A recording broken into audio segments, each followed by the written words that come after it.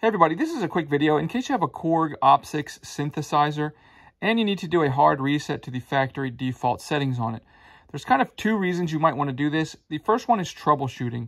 If your synthesizer is not working or it's not responding, or if it seems to be frozen, or if it's just not doing what it's supposed to be doing, if any of the presets are wrong and stuff like that, a hard reset will fix a lot of these issues.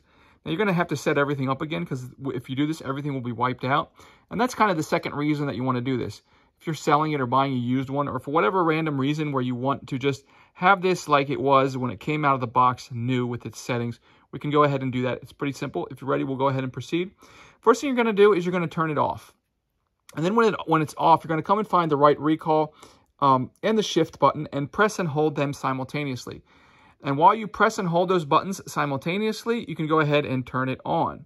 And then when you do that, it should pop up on here, factory reset on the screen. And then just wait a second and it'll pop up and it'll say, what do you want to reset? And it'll have a list of, different options. And if you use the program button, you can turn the dial down to all.